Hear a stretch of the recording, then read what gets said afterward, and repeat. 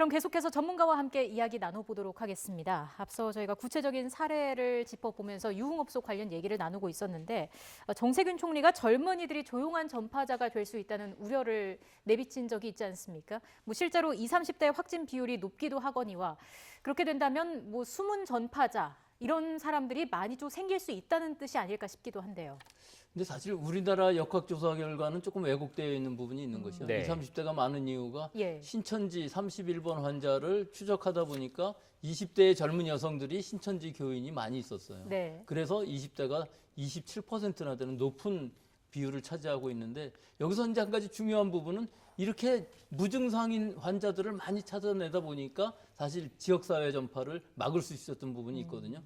감염되어 있는 사람을 빨리 찾아내고 격리하고 또 증상이 나타나면 치료했기 때문에 우리나라 지역사회 전파가 이만큼 억압되었다는 것은 분명한 사실이긴 합니다. 네. 하지만 20대, 30대의 젊은 환자들인 경우에 있어서는 증상이 그다지 나타나지 않고 무증상으로 가는 환자들도 많이 있어요. 그래서 우리나라 역학 데이터만 해도 찾아내는 확진자 중에서 20% 정도는 무증상으로 찾아낸 상태고 그중에서 한 20% 정도만 감염이 증상으로 나타났었거든요. 그렇기 때문에 20대, 30대 환자에 있어서 자기 자신의 증상이 물론 안 나타나서 가볍지만 이것이 자기 부모님이라든지 주위에 있는 사람들한테 감염시켰을 때에는 심각한 문제가 될 수가 있다는 점.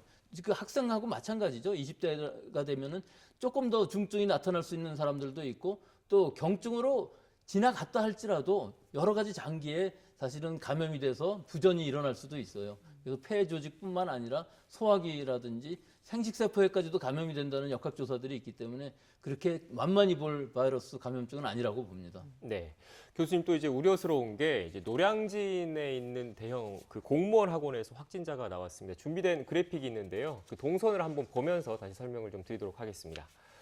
지금 그 확진자가 4월 6일 날 이제 노량진에 있는 학원에서 수강을 했습니다. 수강생이 67명이고 강사 2명이었는데요. 그 이후에도 커피숍 택시를 타고 귀가를 했고 이제 4월 7일 날 확진 판정을 받았습니다.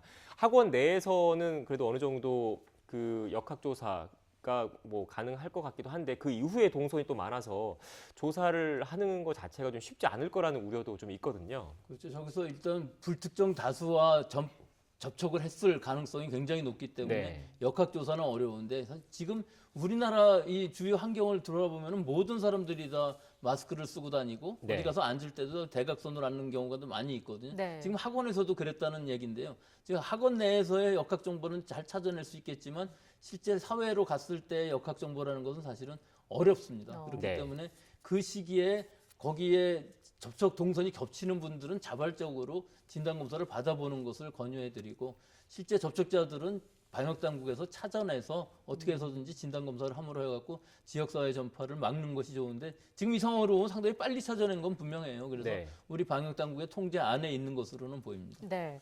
이와 함께 강원 철원군에서 대중 목욕탕을 통한 2차 감염 확산세가 심상치 않은데 비슷하게 찜질방이나 스파 등에서도 확진자가 발생을 했습니다. 이게 습도와 온도가 높은 목욕탕과 코로나19 바이러스의 어떤 연관성이랄까요? 이게 어떻게 된다고 봐야 합니까? 사실은 그 목욕탕 탕 내에서의 감염이라기보다는 휴게실이라든지 탈의실에서의 그 밀폐된 환경에서 소독도 이루어지지 않고 환기도 이루어지지 않는 상황. 또 여러 사람들이 모여서 밀접하게 가까이서 얘기하고 또 뭘 같이 마시기도 하고 음식을 먹는 상황도 있을 수가 있고요. 목욕탕은 아니지만 찜질방 같은 경우 대부분 그렇지 않습니까? 또 장시간에 걸쳐서 있으면서 간접적으로 접촉할 수 있는 물건들이 굉장히 많다는 부분. 이런 것들에 의해서 감염 경로가 확실히 비말 감염으로서 간접 접촉인 경우가 많았을 것으로 보이는데 실제 우리가 수영장이라든지 목욕탕 물이라든지 이런 데들은 다 염소 소독이 잘 되어 있는 상황이기 때문에 바이러스가 있다 할지라도 전염력을 갖기는 어려운 상황이기 때문에 실제 전염 경로로 보면은 이런 간접 접촉이 더 맞다 그렇게 보입니다. 네. 지금 이제 지난 1일부터죠. 그 모든 해외 입국자 자가격리가 의무화가 됐습니다. 그러면서 이제 최대 8에서 9만 명 가량 될 거라는 얘기가 있는데 그 시기가 이제 4.15 총선 그 즈음이라는 분석이 좀 나오고 있습니다.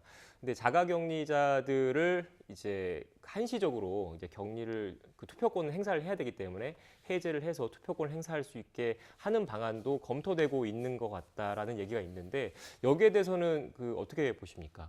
지금 4만 7천 명 정도라고 하는데 우리 지금 전체 공무원을 다 동원한다고 그래도 아마 4만 7천 명 전부 이 관리하기는 어려운 상황일 겁니다. 네. 다행히 이 자가진단 앱을 통해서 한 사람이 더 여러 사람을 관리는 할 수 있게 되었지만 4월 15일 정도 되면은 9만 명 정도는 늘어난다는 이유가 네. 우리 지금 하루 한 5천 명 정도 입국하고 있는데 이 입국하시는 분들은 다 자가격리 해야 되고 또 지금 확진자가 나오는 접촉자들도 전부 하게 되기 때문에 굉장히 많이 늘어나고 있는데 아마 이 늘어나는 수를 따라가지는 못할 것이고요. 네. 극히 일부분의 사람들이 이걸 일탈하는 상황이 벌어지고 있기 때문에 이 확진자들이 줄어들고 또 해외 입국자들도 계속 줄어들고 하는 상황이 되면은 좀 더 효율적인 방법으로 아마 관리는 할 수 있을 것으로 보이고요.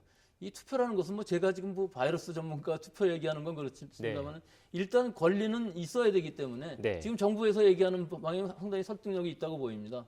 6시 이후에 하겠다 하는 얘기는 그 지금 9만이라는 사람들이 있다 할지라도 각 지역으로 나눠지게 되면 숫자는 줄어들 수가 있고요. 네. 일단 6시가 넘으면은 일반 지역사회 전파 감염 우려는 많이 줄어들 수 있기 때문에 네. 가능한 지역사회 접촉을 줄이면서 관리를 해가면서 몇 시간에 걸쳐서 이 투표를 진행한다면은 일시적인 관리 해제 정도는 가능하지 않을까 그렇게 보이기 때문에 여러 가지 아마 방법이 있겠죠. 감염을 막을 수 있는 다른 뭐 장갑을 끼워준다든지 뭐 동선을 일정하게 한다든지 여러 가지 방법들을 다 동원하면은 지역사회 전파 없이도 투표도 잘 마칠 수 있을 것으로 보입니다. 네, 어떤 방안이 나오게 될지 좀 더 지켜봐야겠습니다.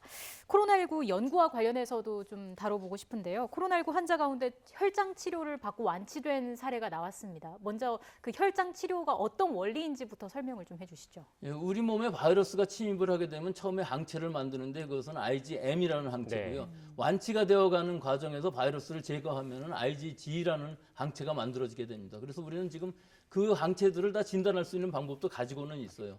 그럼 이제 완치가 된 사람의 체내에는 이 바이러스에 대항하는 아주 특이적인 항체가 존재하고 있는 것이거든요. 그건 분명합니다.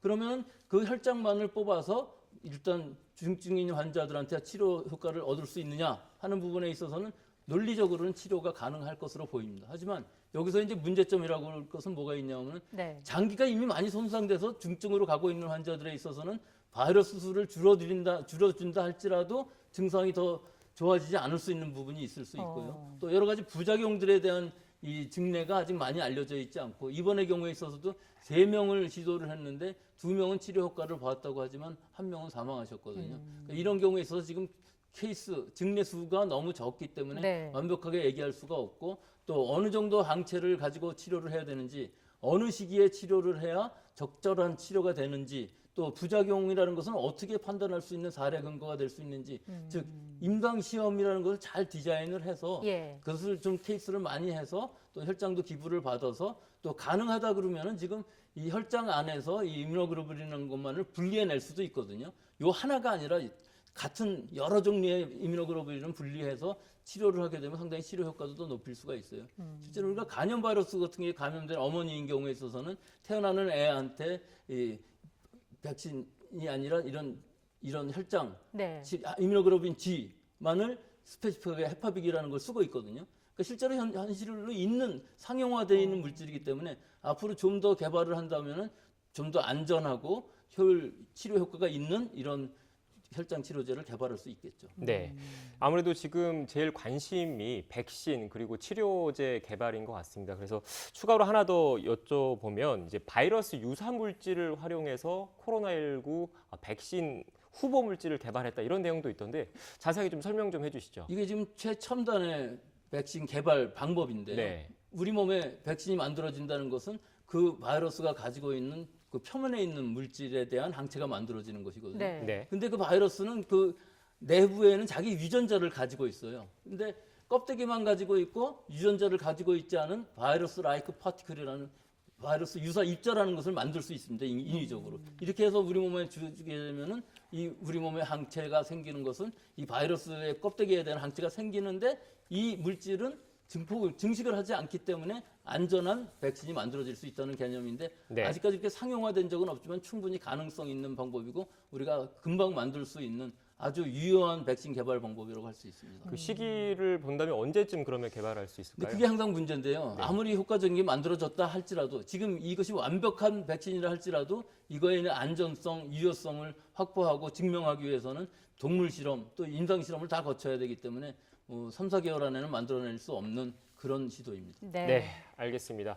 지금까지 백순영 가톨릭대 의대 미생물학교실 교수와 함께 이야기 나눠봤습니다. 오늘 말씀 고맙습니다. 고맙습니다.